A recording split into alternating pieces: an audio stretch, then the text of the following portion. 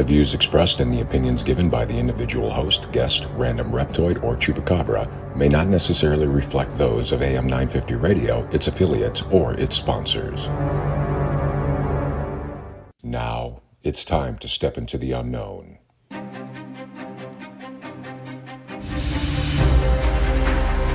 There are things people experience but never talk about. A shadow moving in the corner, flickering of the lights, a disembodied voice. We invite you to talk with us. Share your story, share your experience, because this isn't just your story, this is our story. This is GhostBox Radio with Greg Bakun. And this is GhostBox Radio on AM 950, where every night we talk about the paranormal, ufology, Bigfoot, and so much more. My name is Greg Bakun. Thank you very much for joining me tonight, and I'm hoping you're not too hungover today listening to the show, since last night was St. Paddy's Day, and I know how some of you can be, and you probably are wishing today that maybe you didn't get out there so much, and maybe you could have had an earlier night listening to the show last night or something like that. Whatever it is, I hope that you had a very that you didn't have too much, that you're able to function today, and if not, get some rest. Drink plenty of water. Like I said in last night's show, trust me, I've been there. And you know what? As you grow older, and it's kind of a cliche, but when you grow older, it's not that much fun anymore. It really isn't. So I'm very much probably pretty lame, actually, by most people's standards now, and that's fine too. I've been waiting for tonight's program for quite some time here because. I don't feel like that we talk about this enough in terms of different viewpoints and stuff. And I wanted to bring on my guest tonight, Kenney W. Irish. He is a renowned crypto-punkologist, author. He's the author of American Cryptids, In Pursuit of the Elusive Creatures, and International Cryptids and Legends. Back in December of last year, he released his latest book, American Monster Hunters. I wanted to talk with him about that because this is such a fantastic topic, and I wanted to get his take on it, and I was very grateful that he decided he could come on and talk about this. Kenney, welcome to GhostBox Radio. Hey, how you doing, my friend? Thank you for reaching out to me and making the time to have me come on. Oh, my pleasure. And what I just read, is this your third book then that you've written? Yeah, it's my third book with that particular publisher. I also have some two young readers chapter books that have released through a different publisher. I just enjoy young readers chapter books. Cool. Of course, they're around the strange and the unusual, as usual. But as far as books for young adults and up, yes, this is my third. That's fantastic. Now, what do you classify as a monster? And don't say me, please. It would hurt. But I hadn't even thought of that. So, a monster, boy, growing up at a young age, I grew up on King Kong and Godzilla and the Incredible Hulk. So I consider the Incredible Hulk a monster. I consider anything that I guess really isn't human as some sort of monstrous type of being, if you will. So it's pretty broad across the board for me when it comes to that type of again being or creature or what's the word I'm looking for? Just something that's considered unusual or not typical. And undefined, I would assume as well, right? Very much, yes. And because I was thinking about this before we joined up here, I was thinking about the fact that I'm sure throughout history there are a lot of now classified animals or whatever that at one time would have been considered monsters because we just maybe we've only heard of them, maybe we didn't, parts of the world that we've never explored at that point. I mean, I think that's the cool thing about it. It's ever evolving. Yeah, sure. And I mean, in my opinion, dinosaurs were monsters. Sure. That's So an interesting point. I mean that is a real interesting point actually, because it's almost like, how do we know? We know enough about dinosaurs. We know enough about, what we know, but we don't by far know everything. And there's probably a lot out there that if we were we're able to travel back in time and seeing what existence of dinosaurs was like, we'd probably have, I would suspect some kind of eye-opening moments with that we had no idea about. yeah, I mean, you stop and think about what we know today, Mm-hmm. and what's been passed down over generations from stories to different writings. I'm sure there were creatures that roamed the earth at one point in time that weren't written about, just because it was just something that nobody really wrote about. It was just something that they feared.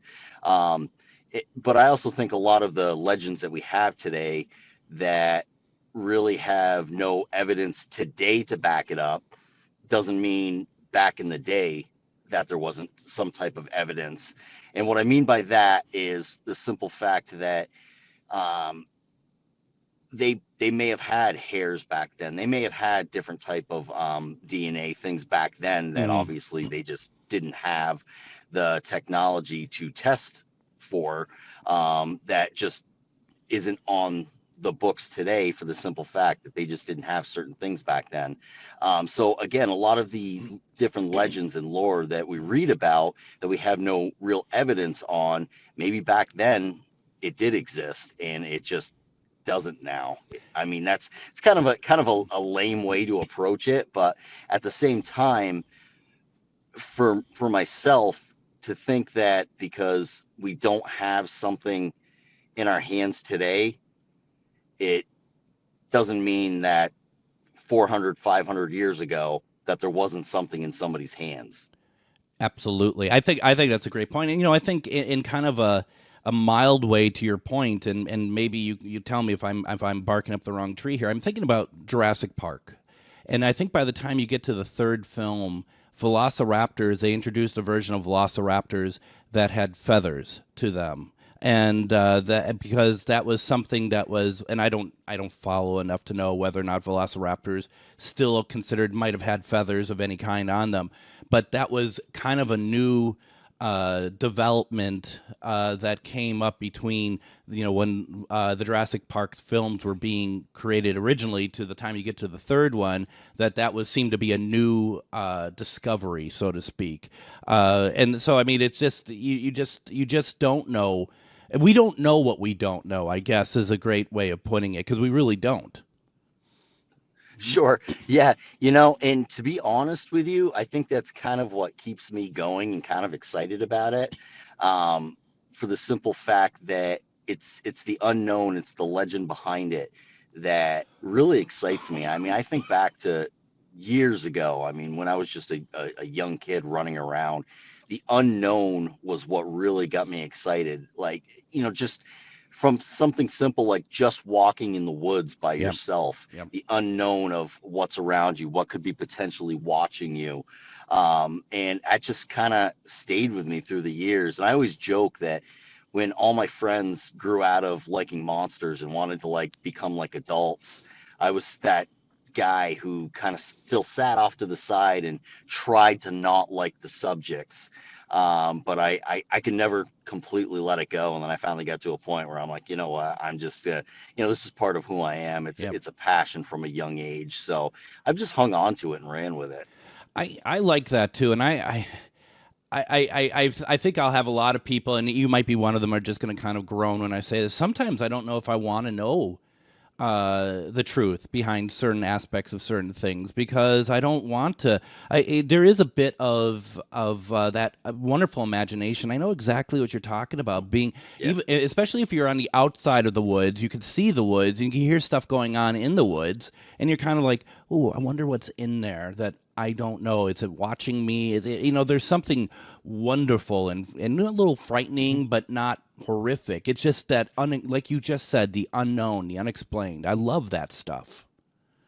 Well, I've kind of, like I go back and forth on this particular thought. Like for instance, like let's say when it comes to Sasquatch, I tell people like, I don't want to believe, I just want to know.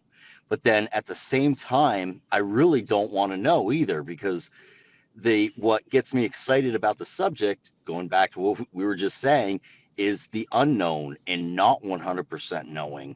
And I mean, think back to when you were younger and Christmas. How awesome was Christmas? I don't know if you celebrate Yeah. Christmas, but how awesome was it when you were a kid, um, not knowing the truth? Like, how fantastic was Christmas for you? Like, some of my best memories are Christmas Yeah. from when I was younger, and I didn't actually know. So sometimes I think, and this may apply to it, but may not. But the whole ignorance is bliss, Yeah. for me, is kind of sometimes the way that I live. Maybe my wife would probably say maybe I live that way too much, but as far as I'm concerned, I I don't know. I mean, even with social media nowadays and having everything right at your fingertips, I still think that there's still a lot of mystery, a lot of unknown, Yeah. that just because we have that at our fingertips, and we can go on and we can find something that sounds like an answer to something, I don't buy into it like a lot of individuals do, if that makes sense. I like the analogy of, I mean, I remember my Christmases that, even if I got the presents that I really wanted, it was seeing everything wrapped up under the tree, which was the anticipation and a lot of fun. And there was always that lull afterwards of after everything was opened up. And it was like the amazing gifts, amazing time, but it was like that wonder of what this could be. And I remember like the smell of, the Scotch tape that kept all the wrappings together and stuff. And it's wonderful memories, being, and it's very much the case. And I as far as all that stuff is, like we do have a lot of stuff at our fingertips, but man, we have a lot of garbage too, don't we? There's so many things out there and so many ways that people are trying to, whether not to be harmful or whatever, but they're the hoaxes and then the manipulation of photos and videos. I mean, especially I would assume in your position as someone who, I'm sure people send you stuff all the time. Like, what do you think of this? I have to imagine that gets kind of old after a while, because there's going to probably be a lot of fake stuff. Yeah, ironically, well, usually if I get pictures or videos sent to me, I'll let them know, whoever the sender is, right out of the gate, that, hey, I'm not the individual to send this to. I have really no opinion on it. I'm just not good at like going through and looking at pictures, in video, especially now. Like, for me, it's really kind of a waste of time, in my opinion, Mm-hmm. for the simple fact of what you just said. But like, for instance, yesterday, there's an individual that sent me probably 8 or 9 pictures. So it was definitely, it's, and I just mentioned to him, I said, look, I said, this isn't my area of expertise. And he, at the end of the day, he just wanted to share them with me and show Yeah. them to me. Yeah. There's a lot of red arrows and circles, different things like that, and I appreciate that, that somebody thinks highly enough of myself to want to send something that Yeah. feel they've caught. So, but again, at the end of the day, I'm not that individual that's going to be like, oh, you caught something. I'll look at them, but I really don't respond to them, because there's a lot of pictures that get sent to me where, again, they're putting a red circle around something and saying, hey, look, here's an 800-pound beast standing there. Can you see it? Can you see it? And it's like, I just see a bunch of leaves. Yeah. I don't Yeah. really see what you're seeing there. And you've got a lot of mature people that are just like, okay, thank you for looking at it. But then you also have the ones that are very upset. What do you mean you don't see that? Are you calling me a liar? It's Yeah. like, no, I just, So again, when it gets sent to me, I may look at them, I may not. Because who knows, there may be that one picture one time that comes in that's Yeah. intriguing, Yep. that's very interesting to me. Yeah, it is. It is a hard place to be, and I get stuff sent to me quite a bit. If they're close friends, first of all, I mean, I hate to say there's that kind of level of, I don't want to say trust per se, because I don't want to say I don't trust other people outside my close circle of friends, but people who I know pretty well, they send me something, I'm going to give it a look. I'm going to give them an honest bit of feedback. People outside of that, I might just be like, oh, that looks very interesting. But it is one of those things that you're just like, gosh, I am kind of in a no-win situation here, to the very point that you said about, you're going to get a lot of people like, oh, okay, well, I see it. But part of it too is like when you're sending something to somebody and if you think that strongly of it, don't tell us what it is. Don't be like you said, the red circle. I mean, if it's really there, send it to us and let us see what it is, not point it out to us, because you're already putting something in our mind, and that's not the way to do it. That's Sure, my thought. yeah, That's my yeah. thought, at least. Yeah, well, what I see a lot of the time when I'm getting those, it's a lot of individuals that might be kind of new to the subject. Yeah. And they're just like, hey, what do you think? And they're trying to get guidance.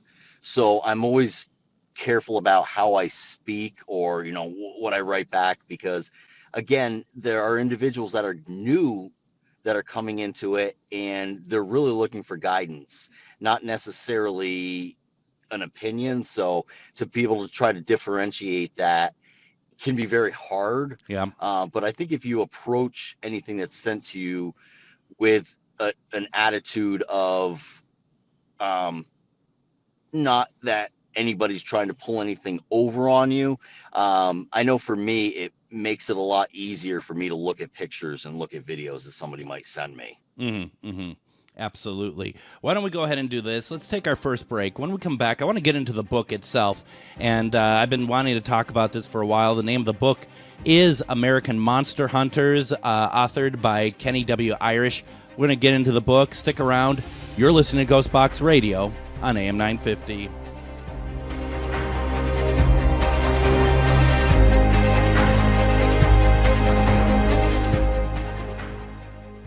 Greg Bakun here. I love historic tours of Minneapolis and seeing everything it has to offer.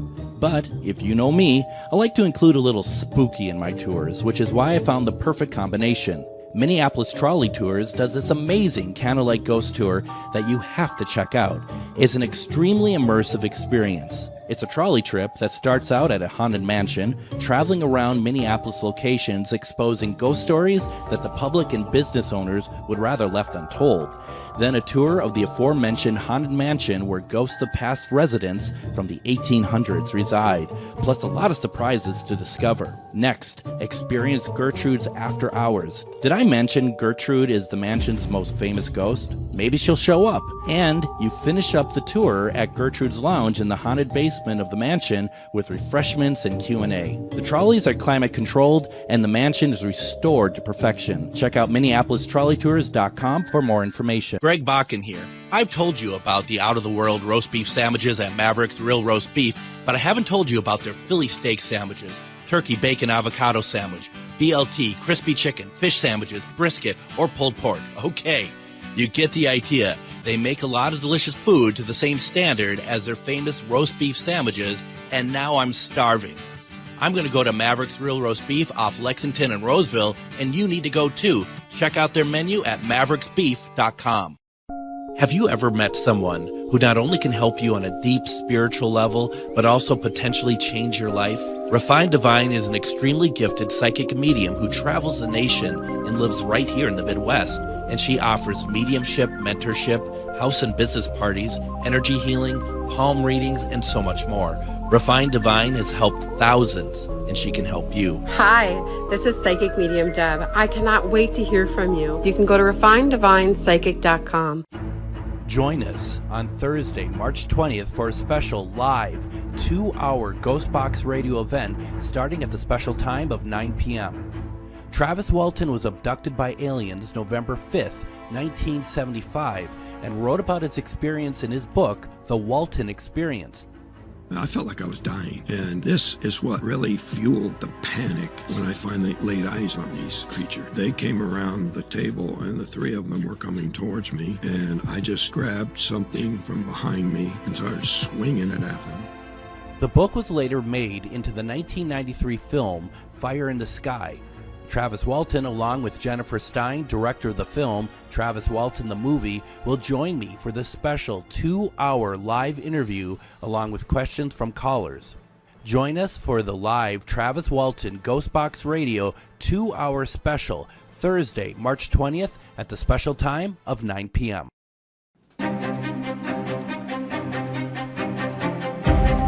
And welcome back to GhostBox Radio on AM 950. My name is Greg Bakun. Thank you very much for joining us. We are having a fantastic conversation with author and crypto-punkologist Kenney W. Irish. We're going to be talking about his book, American Monster Hunters, which is available on all places such as Amazon. And I will ask, if you wouldn't mind, when you go and purchase this book, and this book is worth purchasing, please go to ghostboxradio.com and go to Ghostbox Book Club. There is an Amazon affiliated link there that if you get the book through that, you'll be helping both Kenney and myself, and I would greatly appreciate that. And, you know, Kenney, we haven't even started talking about the book yet, and I want to do that right now. What is American Monster Hunters all about?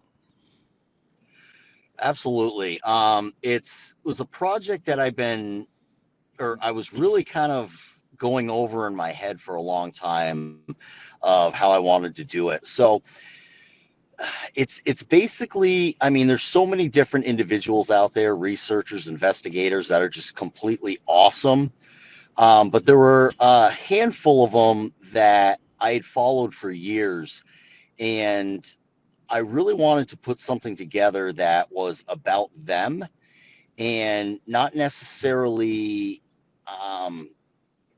the same old same. And what I mean by that, so for instance, a lot of the time, if I get interviewed for any type of magazine or publication or anything, a lot of the time it's kind of the same questions over and over again. Yeah. So what I wanted to do with this project was get a handful of these individuals and have a conversation with them, but not necessarily about monsters, if you will, but more of kind of what drives them, and different types of questions like where they grew up, what did they do when they were a child, what may have been an encounter that really got them excited about the subject of monsters, or the unexplained. So that was kind of the thinking behind it. And so what I did was I didn't have a conversation with them and just kind of write down what they said.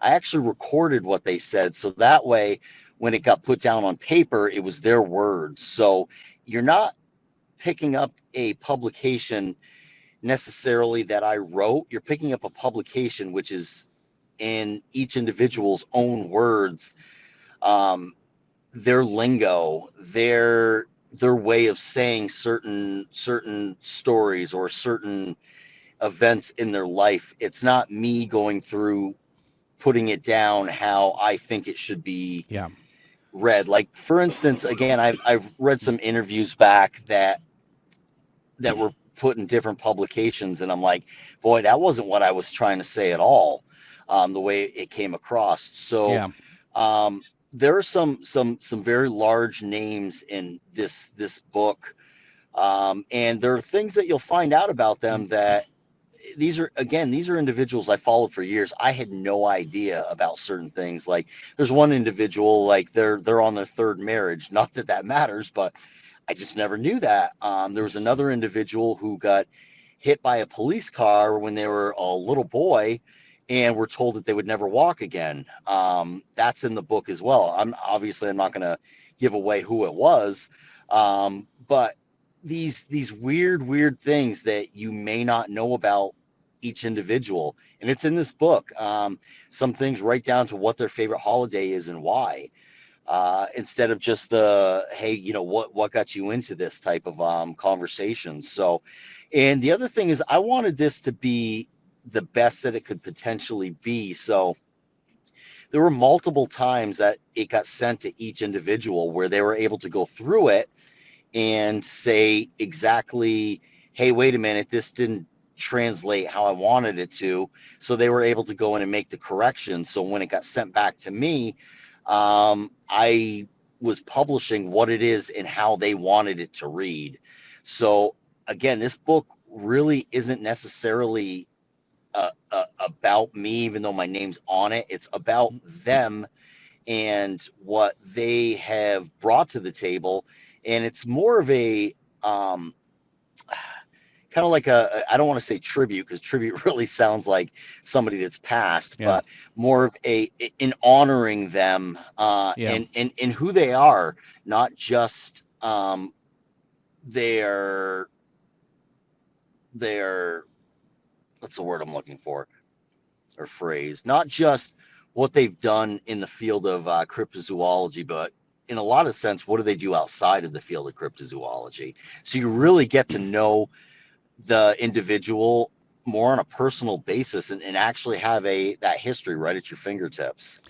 I've found through my interviews and getting to know people, especially, you could say it about everybody, but especially when you're talking about people who are doing the research in cryptozoology and stuff, that their personality, it plays a very big role in their style of the work that they do. And one of the people I think of off the top of my head when I say this is Lyle Blackburn, who is somebody that you there is no question in your mind, who what he likes and what kind of what he's about, and I think that's what draws me to a lot of these people, is because they're all on paper they're doing the same thing, right?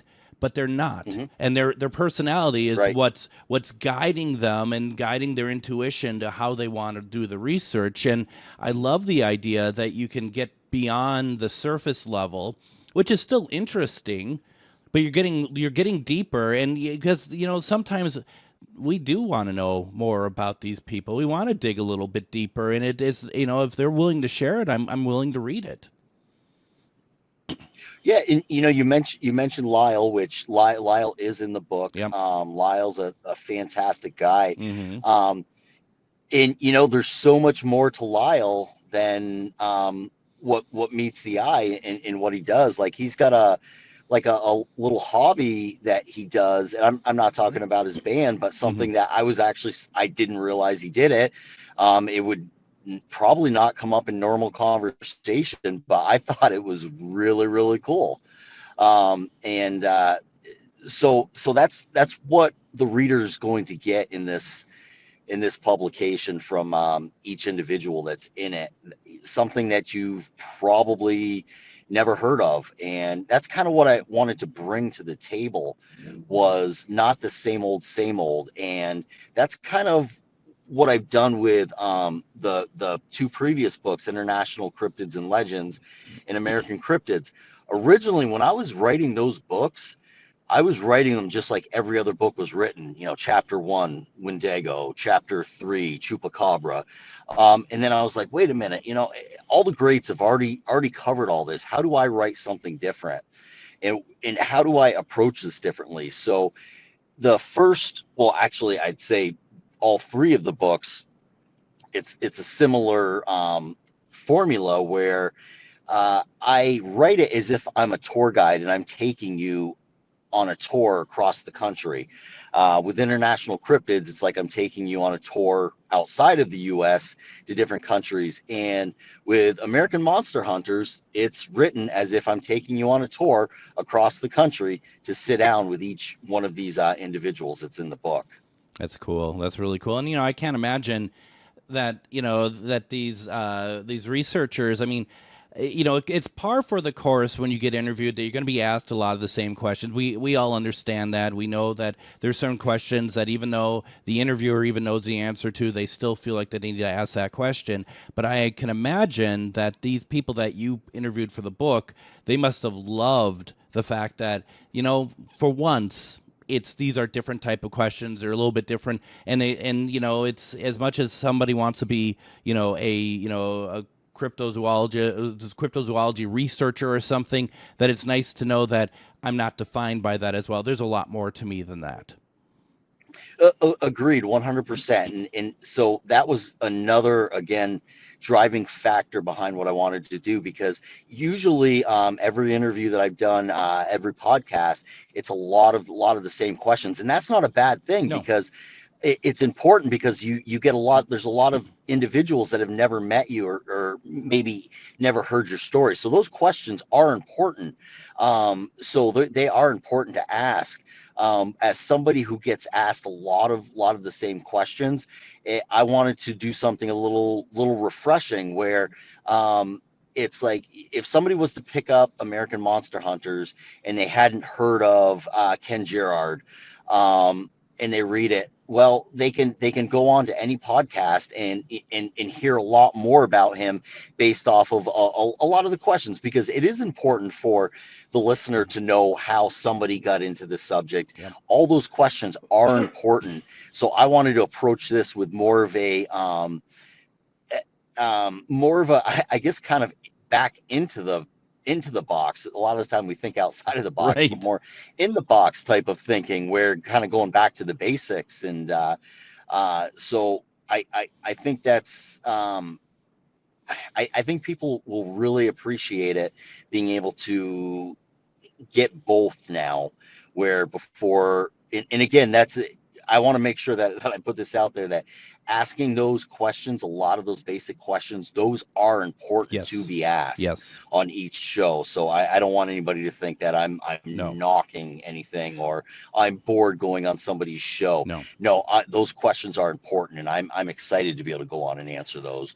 But to be able, there's so much about me that I'd love to share with people that they don't know, because it never comes up. Yeah. So that was kind of the thinking behind this book. Absolutely. And it's good too, it's not to pick on Lyle, but it's good because Lyle is a larger than life character. He's a big personality, a wonder, like you said, a really good guy. We've had him on here a couple times, and it's also nice to know that he eats food like the rest of us, stuff like that, where it's just like, yeah, it's just, I mean, and I do enjoy that. I am one of those people that will go and get books about presidents, of the United States, of like, how did they, how did they handle their day, just not about politics, not about anything. It's just like, how do they live their lives? And, that sort of thing, just a little bit more information about these people is really important. Now, you mentioned, Lyle, who else is, are you able to say who else is in the book that you did research on? Yeah, sure. I mean, I'll throw out a couple other names. So Ken Gerhard's in there. Yeah. Paul Bartholomew, Lauren Coleman. Oh yeah.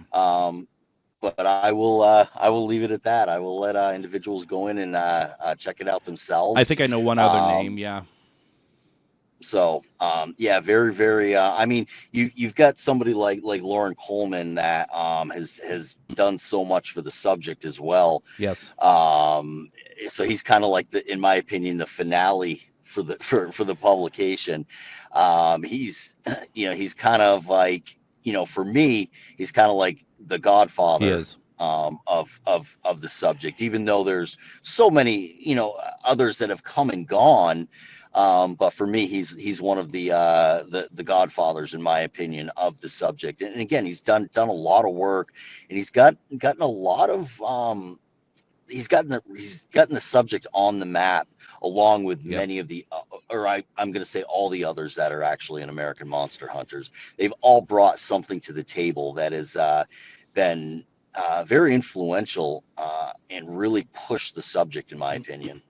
One quick story about Lauren Coleman is that he was at one of the Paracons that I had a table at. We were across from each other, and we struck up a conversation and had a good weekend. And at the time, I was working for an advertising agency that did all of that. We created Sasquatch for Jack Link's. I don't know if you remember those Jack Link's commercial. Yeah, that's that we created that.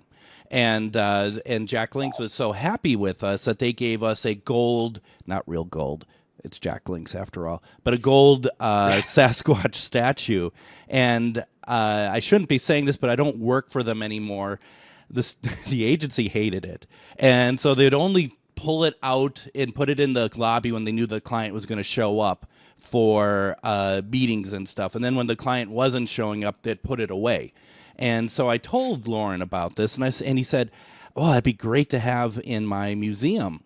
And I said, yes. Okay. So I reached out to, the people at CL that I knew, and we were going to send it to him, but it fell through because they wanted us to take off the plaque that said, "Thank you for everything you do, Jack Link's." And they wanted to take that off. And to me, it was like, no, that's the whole purpose of this statue. So it sadly, it never happened. And I'm sure that thing's been dumped a long time ago.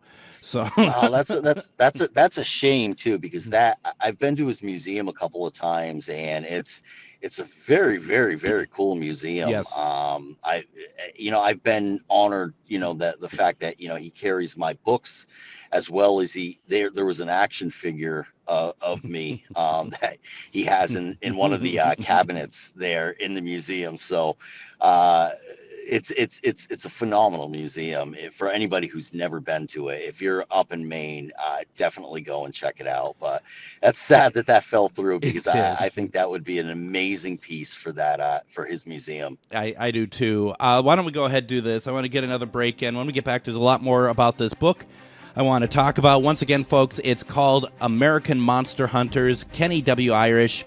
It's available on Amazon, also through GhostBox Book Club. We have more to talk about. Stick around. You're listening to GhostBox Radio on AM 950.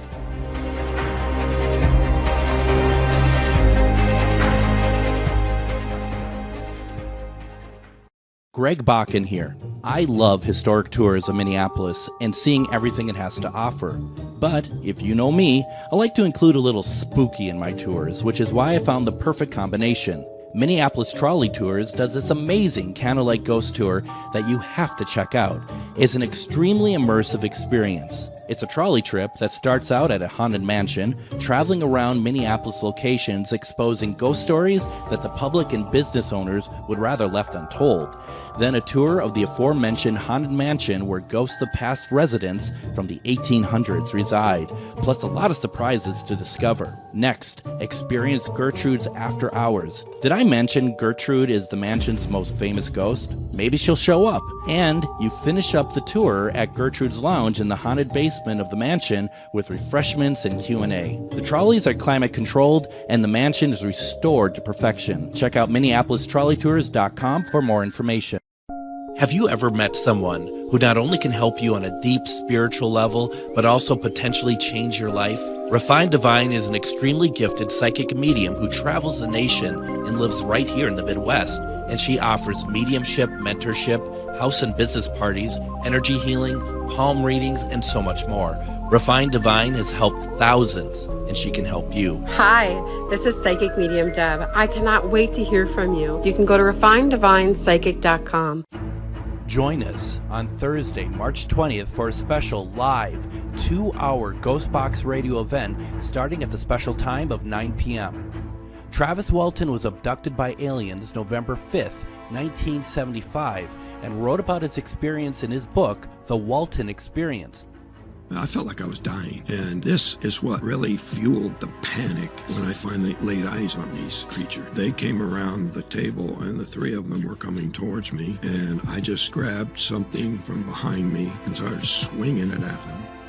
The book was later made into the 1993 film Fire in the Sky.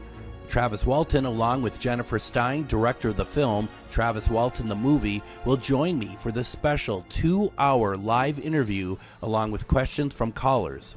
Join us for the live Travis Walton GhostBox Radio 2-hour special Thursday, March 20th at the special time of 9 p.m. The Electric Fetus is having a pre-inventory store-wide sale now through March 23rd. Take 20% off almost everything in the store, including new and used vinyl, CDs and DVDs, Electric Fetus t-shirts, hats and pint glasses, and tons of other great gift items. The store is open 10 to 6 Tuesdays through Saturdays and 11 to 6 on Sundays. It's closed on Mondays. The Electric Fetus is located just south of downtown Minneapolis at 2000 South 4th Avenue. More info at electricfetus.com. Sale ends Sunday.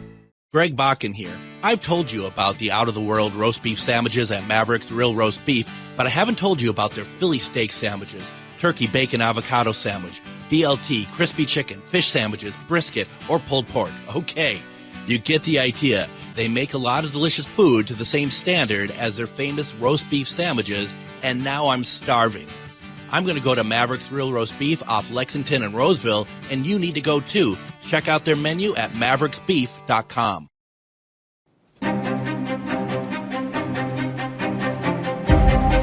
And join me tomorrow on GhostBox Radio with Greg Bakun. We see the return of one-question readings with psychic medium, refined divine. Deb will be joining us as we get more listener readings. Call in. It's going to be a great show, as always. And you're going to find out where Deb and Dave are going to be for the next few weeks. We're going to talk about the cruise, all sorts of good things to talk about here.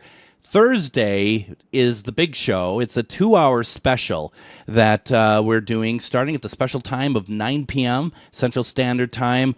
Our special guest is Travis Walton, who is, of course, been abducted by aliens in 1975. He wrote The Walton Experience, and, of course, the film Fire in the Sky is based off of his situation.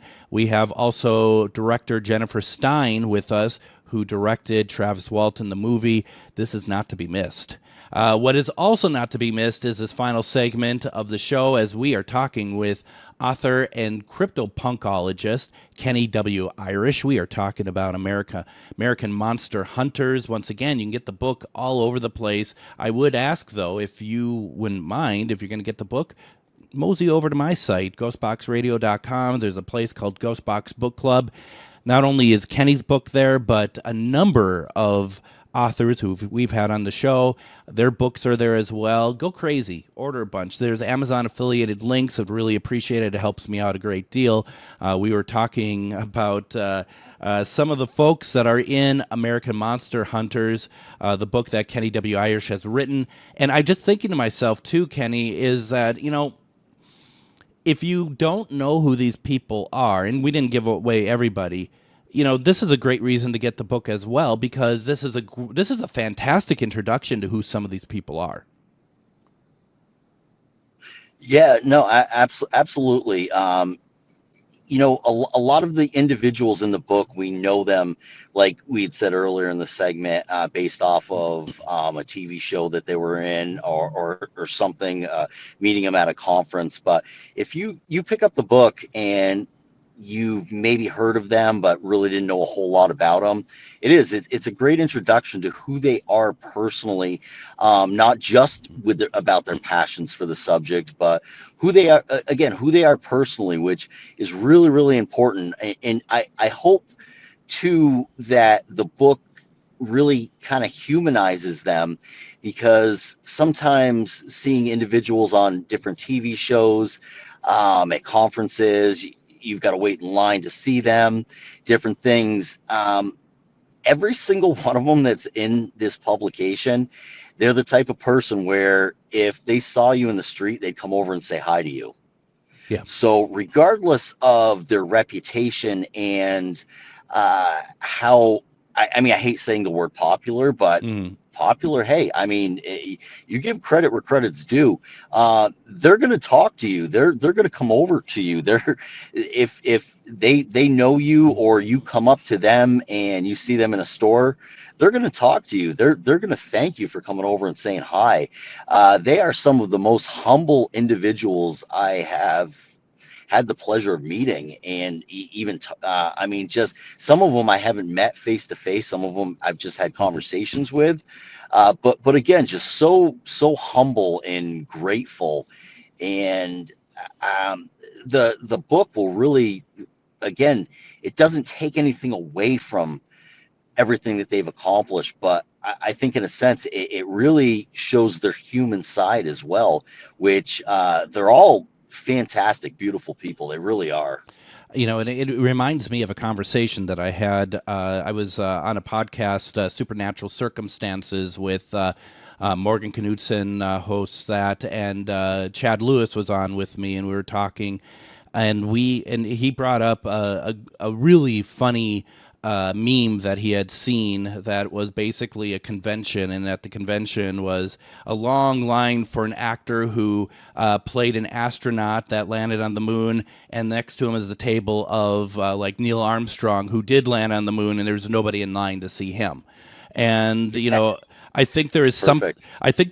You're right. You know where I'm going with this. That you know, a lot of times we have these great people, and if they appear in the TV shows and stuff, you're going to hear them speak for maybe a minute and a half, 2 minutes throughout the show at the most. It's not going to be a great deal. And I think a book like this really helps you to understand like who these people are. So then you can now go and explore the work that they've done, and a number of them, like Chad Lewis, for example, and Lyle obviously has written a number of books. Lauren has written a number of books that, you know, it's I think I kind of like the idea that your book, American Monster Hunters, is kind of a gateway to some of these people and their research as well, in a slightly indirect way.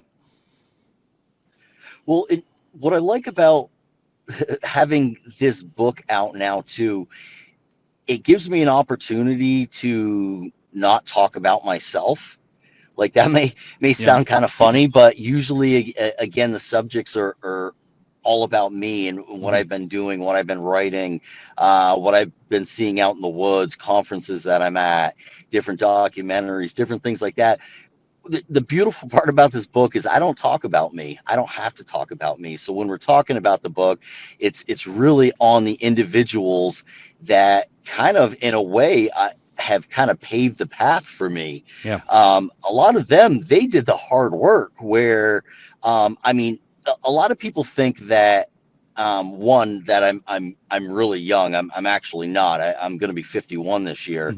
And that I just kind of came out of nowhere, and you know, I just got into the subject because of finding Bigfoot. No, for the longest time, this is kind of a funny story. So every subject that I've ever loved and had a passion for always had a lot of drama attached to it. So the first passion that I could remember as just a young kid, like I mentioned before, it was monsters. It being about monsters. I mean, I've got passion for music, creating music, writing music, playing music. I've had all kinds of different passions. And every time I got into it and had any spotlight on me, all this drama came out of nowhere. So for years, I never let, I just followed the subject and followed the people. Yeah. I never wrote any books about it, never did anything about it. Avoided any type of conversation about it. I just wanted to enjoy the subject. But then I went ahead and wrote a book, was signed to a publisher, and I'm like, okay, now I have an obligation. So a lot of people think that I was one of those individuals that came into the subject because I watched Ghost Hunters or Finding Bigfoot. No, man, I've been doing this for years and years just on my own. But I wrote a book and had to promote it because there were obligations to it. Yeah. And here I am. But again, to give credit where credit's due, the individuals in this book, they paved the way. They made it easy for me to be able to actually write books on the subject and actually be able to, I don't want to say make a name for myself because I'm not that type of a person. Yeah. But to sell books, you do have to have a following. You do have to have people that believe in you. And they made it very easy for me. I mean, American Cryptids, when that first rolled out, I mean, that right now has been a #1 bestseller 6 times. International Cryptids was a two-time Amazon bestseller and stayed #1 for 2 weeks. And American Monster Hunters, right out of the gate, was a top new release. So again, I don't want to give myself credit. I want to give these individuals credit for really paving the way and making it easy for me. Well, and that's good to hear. I mean, but I mean, you've done the work, and it's a fine line, isn't it? Because it's not about ourselves per se, but at the same time, the necessary evil of it, regardless if it's passion or not, you do want people to know it exists. You want people to see it, listen to it, read it, whatever it is to it as well. I mean, you and I are about the same age, and so I mean, yeah, I mean, you probably, when you're younger, you're probably watching stuff like In Search Of and stuff, right? Yeah.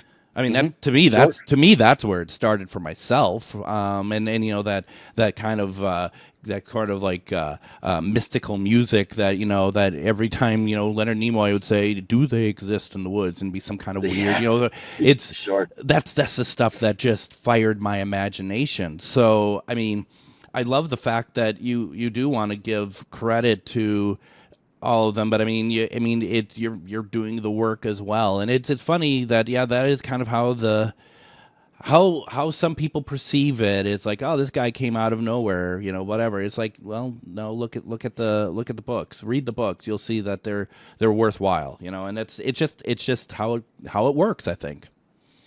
Sure, yeah, no, absolutely. So, as we have about 3.5 minutes left, have you seen anything yourself that you are just like, I've had some really weird, strange experiences. I always say that I'm always kind of late to the game, because usually if somebody's seen something, I show up right after.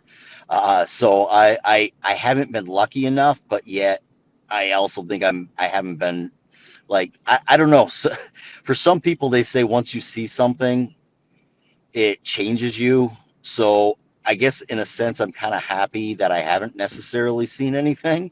Again, I've had very weird experiences where not necessarily cryptid-like, but something really, really weird, like lights in the woods that shouldn't be there. And we rolled out all natural causes like swamp gases, different things. So again, it's just weird experiences. I was in a old, it had flooded. I was in a, I don't want to call it insane asylum, but I guess in reality, that's what it was when it first opened. Sure. Way back in the late 1800s. After it had flooded, I had to go in and pick up equipment in there, and I was hearing all kinds of weird noises, and it sounded like, chattering and people following me. But yet I was the only one in the building. I literally had to be let in the building in order to get the equipment out. So I've had weird experiences. Funny thing is I really don't want the experiences. I really don't. This rubs people the wrong way when I say this, but I am more just about the fun of the subject and entertainment of the subject, where a lot of people are they're all into it for the educational purpose of it. But I tell people I'm more of an entertainer when it comes to the subject than an educator. I just really just have a passion for the fun of the subject and the wonder. It kind of goes back to what we talked about earlier, right? The idea of like, well, we don't. It might be a letdown once even if finding out the truth is actually pretty cool. It might be a letdown. Now it's like, now I don't have that. I don't have that thing to pursue anymore. What's next? And I just feel like that there in my opinion, there's nothing wrong with that point of view that you have, because it is fun. There is something cool about all that, and I think we all have our individual end game, to this stuff. We have our own personal point of what we're in it for. So yeah, no, absolutely, that makes a lot of sense to me. You and we're just like, yeah, okay. I don't have a Yeah. show over. I have nothing more to say. No, the truth of the matter is, I do this to guests all the time. I end on something, and you're just like, is that a question? So trust me, Kenny, you're not the only one that I pull this on. The book, once again, is called American Monster Hunters. It's written by Kenney W. Irish. It's available on Amazon. Do you have a website that people could go to as well? Yeah, obviously I'm on Facebook under Kenney W. Irish, the crypto punkologist. I'm on Instagram. My website is kwirish.com. And you can also go to either publisher. One is Hanger One Publishing, and the other one is Beyond the Fray Publishing. You can go there. You can get information. You can figure out how to get in contact with me through those methods as well. So there's many different ways. There's also kennyirish.icanvoice.com, because I also do voiceover work. Voice work, so if that's something people are interested in, but that's also another way to get in contact with me. Awesome. Thank you, Kenny, very much. We got to go. We'll be back tomorrow with Deb. Everyone, have a great night.